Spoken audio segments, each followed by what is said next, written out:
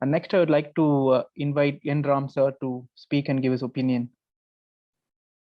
And one second, sir, before you start, to the audience, if you have questions, either you can write it down or you can just raise your hand. So after all the panelists speaks, then I would take one at a time.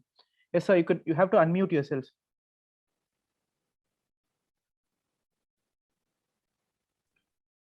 Okay.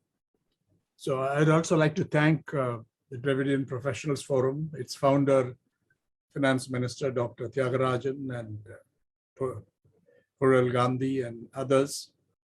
I think one of your moderators is out of the country. I spoke to him today. But this is an excellent effort to discuss issues that matter.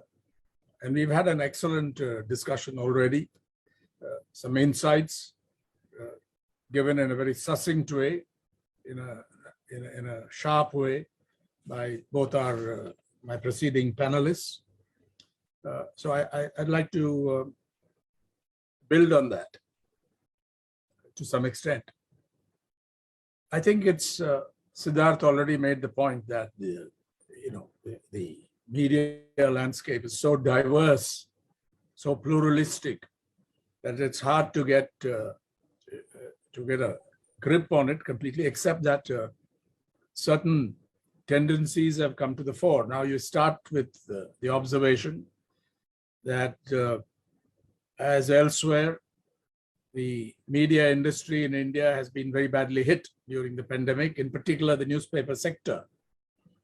Circulation declined, advertising declined very sharply. The general economy took a real toll. The economic the troubles we underwent took a big toll on the news media, and I think all the big players were hit. But now, and the whole thing has shrunk a little, particularly the newspaper sector. But it's also become a little more resilient, I think, even though the scale has been reduced. And this is a time when they are preparing for growth.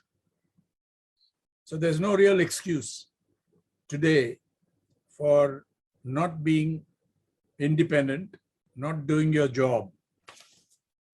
I have my own framework for understanding the roles or the functions that the media perform, the news media perform. I'm not going to that today in any detail, but borrowing from George Brock's excellent study of a book called Out of Print, Newspapers, Journalism, and the Business of News, published some years ago, he identifies 4 core tasks of journalism in the 21st century. One is verification. Journalism is a discipline of verification. There's no doubt about it. The professional journalism, that is. The second function is sense making. We help people, we claim we help people, readers, viewers, and others to make sense of what is happening around us in the country, in your community, in the country, in the world at large. However imperfect this role is, this is the attempt, this is the aspiration. The third function is bearing witness. Newspaper, reporting on the scene, on the ground, authentic, we claim. That is an important function. And fourth, very, very important these days, is investigation. Verification, sense-making, bearing witness, and investigation. And during the pandemic, the performance has been mixed. It's clear that witnessing has declined for obvious reasons, but also because in many media organizations, the supervisors, the leaders, as well as the reporters didn't make enough of an effort to get on the ground. I discussed this with Paneerselvam earlier. That was also his observation. So that has taken a toll. But overall, there has also been some very good reporting. For example, by Dainik Bhaskar on the toll taken in Uttar Pradesh, the second wave, when bodies of those who died of COVID or COVID-related causes could not even be cremated. They've just dumped into the river the Ganga. And some of these reporters went to the crematoriums and actually toted up the figures and showed the disparity between that and what the government was putting out.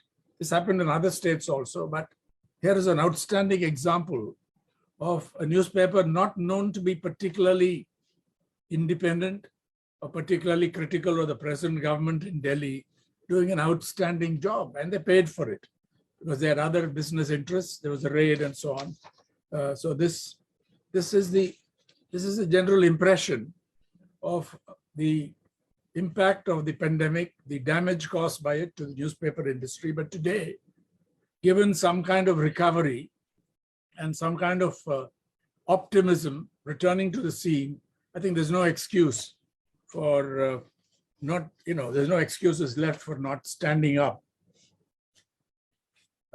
Siddharth highlighted some of the threats that we face. I just want to talk about a couple of them.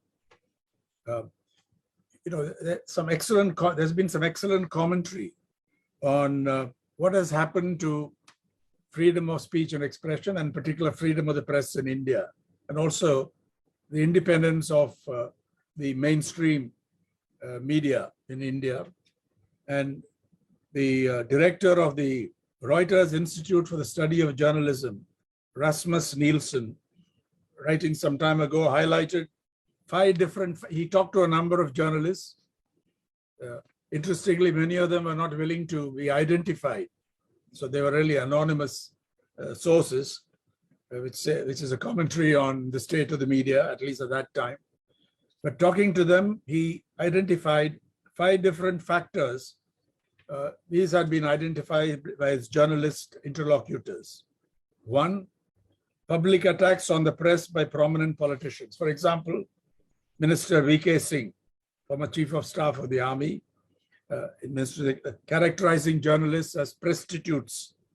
That's the word he virtually coined. And the BJP state government at that time in Rajasthan attempting to limit reporting of public officials. That failed. 2, private pressure by government ministers and elected officials. Among other things, they put pressure on editors to change the wording of headlines of news stories about government initiatives and politicians. 3, systematic trolling of journalists by volunteer militants and paid provocators, and especially by right-wing Hindutva activists, sometimes allegedly orchestrated by political parties, according to Nielsen. 4, commercial considerations, including instances of either major advertisers or even media owners putting pressure on editors and other senior journalists, demanding that they publish feel-good stories, playing it safe, and also avoiding controversial and so-called polarizing issues. And 5, what Siddharth mentioned, defamation suits, but worse than that, the kind that Jay Shah brought against the Wire, I think Wire won on that, and others as well. Anil Ambani's against NDTV and several other cases intended to produce a harassing effect on independent journalism. Elsewhere, it's called SLAP, Strategic Lawsuit Against Public Participation, SLAP, Strategic Lawsuit Against Public Participation. And in India, powerful players, both the business magnates and politicians, have learned to do this. You have to spend very little to put a great deal of pressure on the media organization, and hence right down the line. Another aspect that is not often discussed, except consistently by the Committee to Protect Journalists, is the actual murder of journalists in India, the violence against journalists, and the impunity that seems to attach to it. I just want to quickly call attention to this. It's well known among those who follow this, but not that well known among the public, that the numbers at any rate. CPJ, or the Committee to Protect Journalists, has been compiling data, rigorously checking the they're verifying the details, because they're only counting the killing of journalists in connection with their work, not in some private disputes and so on. After they check that, it enters the database. And I'm not going into the international picture, which is quite horrifying.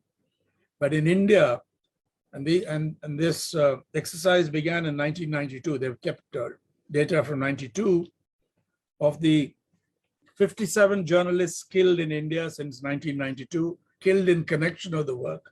41 were actually murdered, many of them brutally murdered in connection with their work, in retribution for or to prevent news coverage or commentary. The remaining, of course, they say were killed during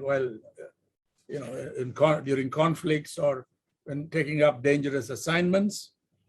And usually these journalists, they're not all freelance journalists in some remote area. Some of them have been major editors, for Gauri Lankesh, for example, and Sujat, for example, in Kashmir. But usually journalists who cover corruption, who cover crime, who cover human rights abuses, who cover politics. Now, 41 may look terrible or not, depending on your scale. But the real point that CPJ makes is, while this is horrifying, what is equally horrifying or even worse is the impunity that attaches to it. And India, I would say, is a founding and permanent member of what we can only call this club of shame. This club of shame where journalists are murdered in connection with their work, and not a single case has reached finality, has been resolved in the courts of law. It's a commentary on the police. It's a commentary on the killers, of course, including politicians. Some of them are police officials.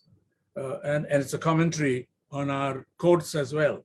In particular, the lower judiciary, but also I wouldn't exempt the higher judiciary from this criticism that they have not really done their job in this respect. Impunity is completely unacceptable when it comes to murdering anyone.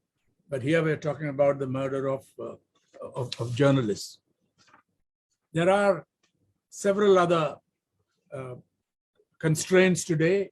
I can relate to, people ask me sometimes, is it a second emergency? Is it worse than the emergency? It's hard to compare.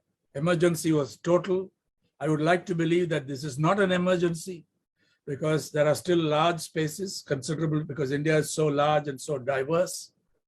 And also we have some very spirited media organizations. I'd like to pay tribute to my friend, the upstanding editor of The Wire, Siddharth Varadarajan. The Wire is a gutsy and independent publication. I wrote about that in a recent article on this. There are some others as well. And also in the mainstream media, including newspapers, we have some very fine journalists. And I just want to recall this, to mention this statement that came out yesterday, or the day before yesterday. In the face of orchestrated hatred, silence is not an option. And this is an appeal to India's institutions, particularly the constitutionally provisioned institutions, by which we mean the President of India, the Chief Justices and Judges of the Superior Judiciary, the Supreme Court of India and the High Courts, and also the Election Commission, and also to the statutory bodies. But it's also an appeal to the media, because today there's a very dangerous situation. It goes much beyond the media. But I'm mentioning this because a very large number of people, a surprisingly large number of people, given the current context, have come forward boldly to join in this appeal, to put their signatures to this statement, which including some very senior editors. Siddharth, of course, is there. I'm there. Several others. The editor of the Telegraph is there. Mrinal Pandey was mentioned is there, and various others. So I wouldn't, sometimes people get dispirited that it's, look at this juggernaut, they've just won Uttar Pradesh, and they are very intolerant. They use various sections of the criminal law, not just the criminal defamation law, but the sedition law, and Siddharth has mentioned the Unlawful Activities Prevention Act, and various other things have been used against journalists. But there is also the resistance, and we must build upon that. I just want to focus finally on this point, on what our finance minister said. I think Tamil Nadu is an exception. He raised the right question. What is it that makes us different? We are different. Initially, I think the BJP government and BJP as a party, I'm being open about it, and the whole RSS setup made a tremendous effort to put pressure on Tamil journalists, those working in the Tamil media, particularly Tamil television channels, but also on print. And they try, because they believed, I think, that if you control the media, somehow you can break through from a position of virtual insignificance in Tamil Nadu, electorally speaking, to something that is worth something. But in a number of cases, I can mention 2 cases at least, Pudiya Thalaimurai, as well as Sun News and so on. Not just the editors, but the proprietors stood up and reposed faith in their journalists, their editors and others. Although there was severe pressure and even criminal cases were filed under the previous government, which was an alliance with the BJP, the AIDMK government, which I think let us down very badly in this respect. I must be plain about that. I think our journalists stood up, and I'm personally quite proud of the performance of many of the mainstream media and many of the reporters and editors working in the Tamil media space. And I think also in the English media space, I think it has been reflected to some extent. So I think we are an exception, and may these exceptions grow. I'm sure there are journalists in West Bengal, Kerala, and elsewhere who are similarly placed. But Tamil Nadu is, I think, almost an extreme case where the BJP is so weak that these pressures, I think, are mediated or moderated to a great extent. We still don't get advertising from the central government and enterprises, but that's all right, as long as we can raise our voices and do serious professional journalism and perform these core tasks that I just mentioned.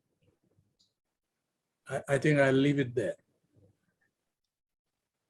Thank you. Thank you so much for your amazing speech. It was very inspiring.